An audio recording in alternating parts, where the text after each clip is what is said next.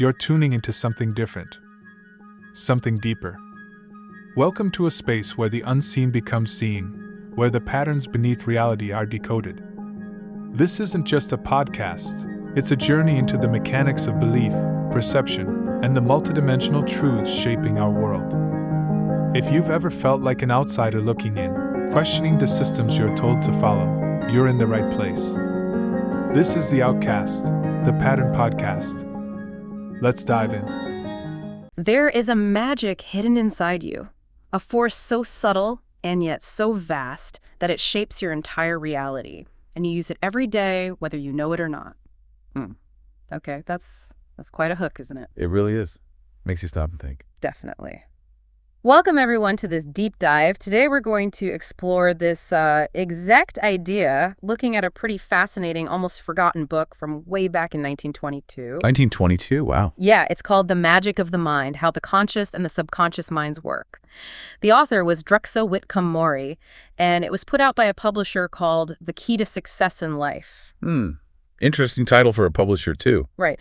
Just to be clear, we're looking at the ideas presented in this book on their own terms today. It's a premise we're investigating. And the timing, 1922. That's really significant. You're talking about the roaring 20s, but also just after the immense upheaval of World War I. Exactly. A time of loss, searching. Searching for meaning, for sure. And you had this burgeoning interest in psychology meeting. Well, more metaphysical or philosophical ideas. It feels like this book sits right at that crossroads, doesn't it? Trying to make sense of our inner world when the outer world felt so chaotic, maybe. Precisely. It's fertile ground for exploring the mind's potential. So the absolute core idea of this book, The Magic of the Mind, is this division.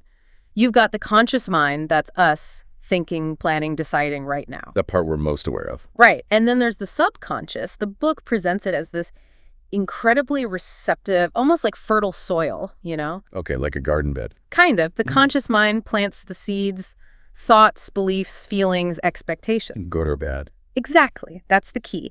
The subconscious, according to the book, just takes whatever seed is planted and nurtures it. It doesn't judge. It doesn't say, oh, this is a weed, let's not grow this. It just grows. It just grows. Okay. So the big implication is what you consciously think consistently becomes what your subconscious works to manifest. You subconsciously become it. Wow.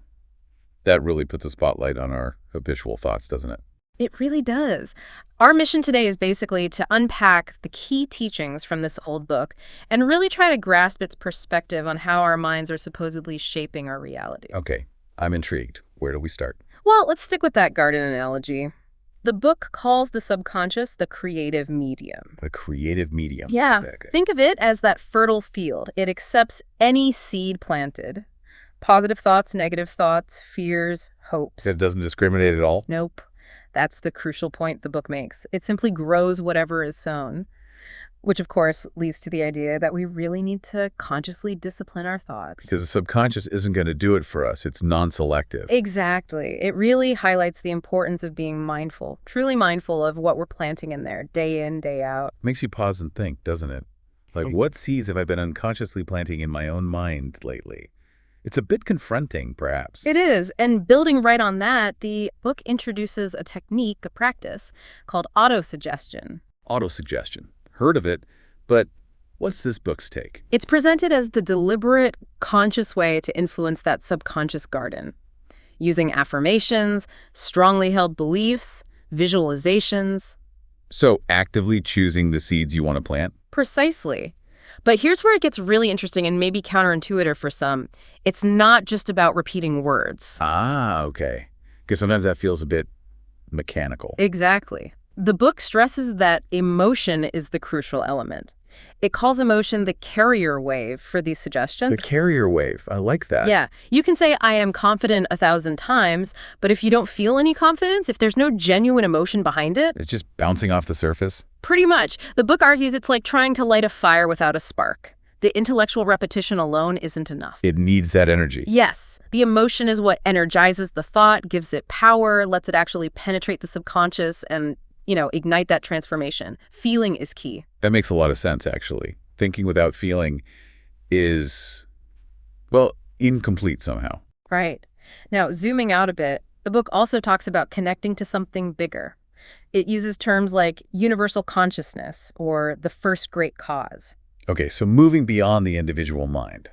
Sort of. It proposes this idea of an underlying consciousness, a fundamental field of energy or intelligence that connects everything. A universal field. Yeah.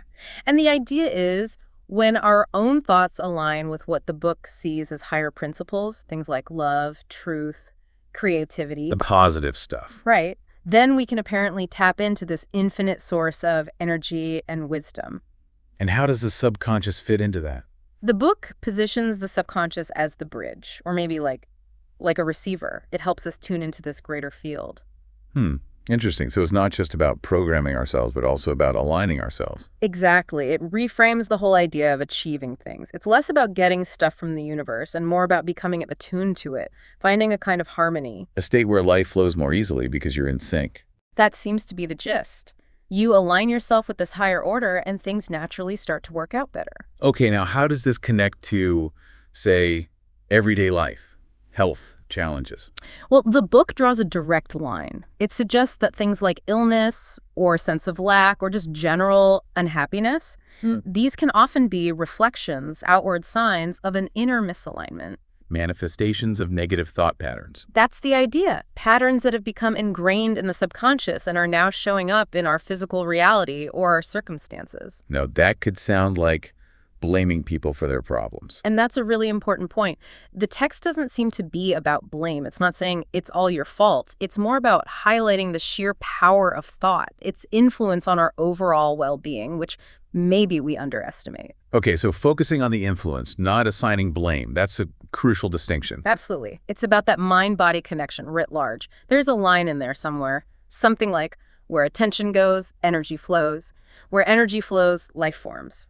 Wow. It makes you think, where is my attention habitually going? Because according to this view, that's where you're directing your life force. That's what you're building. So what's the practical advice then? How do you shift that flow?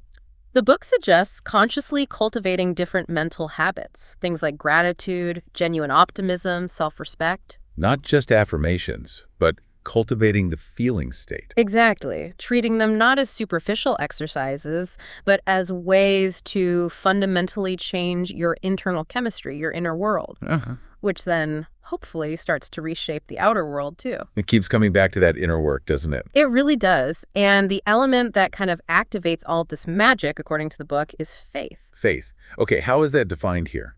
Because that word carries a lot of baggage. It does. But the book is careful to define it not as blind belief or religious dogma necessarily, but as this deep internal conviction, an unwavering knowing almost that your thoughts do shape your reality. So it's the certainty behind the thought. Yes. Think of a fleeting thought like a seed just dropped on hard ground. But a thought, backed by this kind of faith, that's like a seed planted deep in fertile soil. It takes root. It takes root. That faith is presented as the invisible activator, the catalyst that allows those mental seeds to actually germinate and grow into tangible results in your life. Without it, the thoughts might just remain potential. That makes sense. The conviction gives it substance. Which brings us back to that word in the title, magic. Yeah, the magic of the mind. It sounds a bit, well, magical. It does. And looking back from our vantage point a century later, you can kind of see why they might have used that word. Because understanding the mind wasn't where it is today. Right. Psychology was still quite young. This idea that you could consciously influence your health, your success, your happiness just through disciplined thought and feeling, well, that might have seemed like magic back then, almost supernatural. Lacking the scientific framework we have now, maybe. Possibly. So maybe we could reframe it today, as the commentator suggests, not as supernatural magic, but as perhaps natural mental metaphysics. Natural mental metaphysics. Okay. Meaning understanding and working with the inherent natural laws of the mind to consciously create your experience differently, from the inside out. So the magic is really just understanding and applying these mental principles. That seems to be the interpretation. It's demystifying it in a way. The real power lies in conscious thought, belief, and feeling. So the big takeaway then is empowerment, recognizing our own role. I think so. The core message is that you are not just a passive observer drifting through life. You're an active creator. Constantly shaping things. Constantly.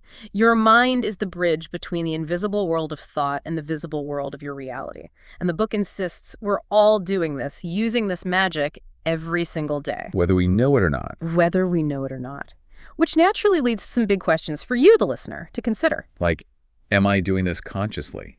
Am I aware of the power I'm wielding? Exactly. Are you consciously choosing the seeds you're planting?